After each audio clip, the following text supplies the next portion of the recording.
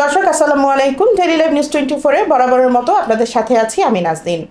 আমরা এখন যার সাথে কথা বলবো মূলত একটি বিষয় নিয়ে কথা বলবো।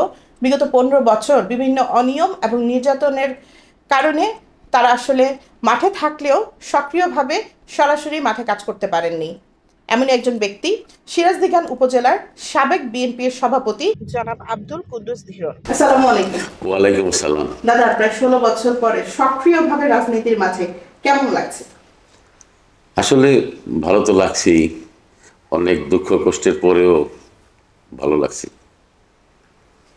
এই যে সক্রিয়ভাবে রাজনীতি করা এবং 16 বছর পরে হয়তো নেতৃত্ব দিয়েছেন, মাঠ পর্যায়ে নতুন যারা আছেন তাদেরকে হয়তো হাতে খড়ি দিয়ে নেতৃত্ব দিতে পারেননি, যার কারণে কোনো রকমের এই তরুণ সমাজের মধ্যে ক্ষমতার একটা বিশৃঙ্খলা এরকম কিছু আসছে কিনা আপনি মনে করেন?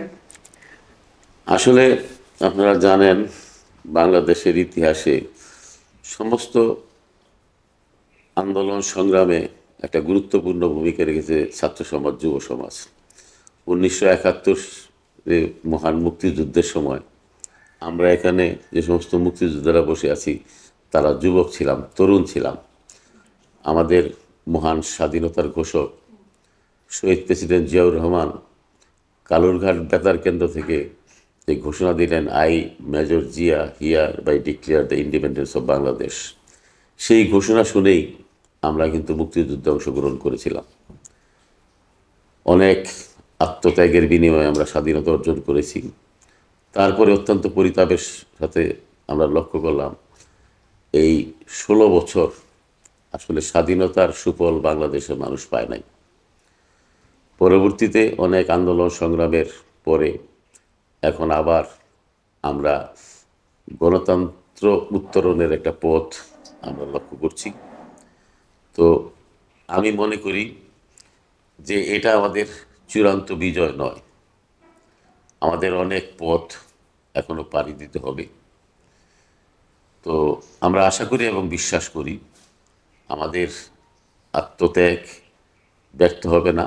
আমরা একটা নতুন বাংলাদেশ, সমৃদ্ধ বাংলাদেশ, যে বাংলাদেশের কথা শহীদ প্রেসিডেন্ট জিয়াউর রহমান চিন্তা করেছিল, সেই বাংলাদেশ আমরা জীবন দশায় দেখে যেতে পারবো এবং সেটা দেখার জন্যেই হয়তো আমরা এখনো বেঁচে আছি।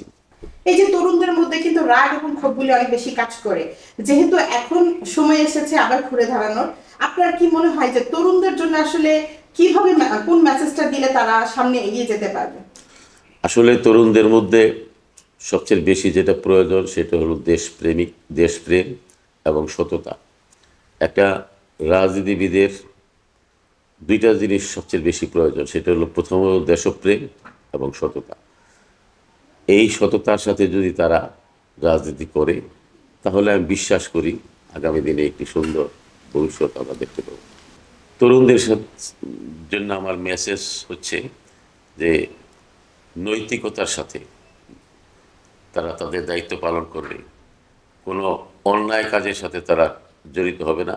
বিগত সরকারের আমলে তথাকথিত কিছু তরুণ সমাজ যে অনৈতিক কর্মকাণ্ডে লিপ্ত ছিল, আমাদের এই বর্তমান যে তরুণ সমাজ যারা আগামী দিনের ভবিষ্যৎ, এই দেশ যাদের পরিচালনার দায়িত্ব তাদের উপর অর্পিত হবে, তারা যেন নৈতিকতা বিরোধী কোনো কর্মকাণ্ডে জড়িত না হয়, তারা যেন কোনো সন্ত্রাস, চাঁদাবাজি, দুর্নীতিতে জড়িত না হয়। তাহলেই আমি মনে হয় এই দেশ একটি সুন্দর বাংলাদেশ আমরা দেখতে পাবো তরুণদের নেতৃত্বে।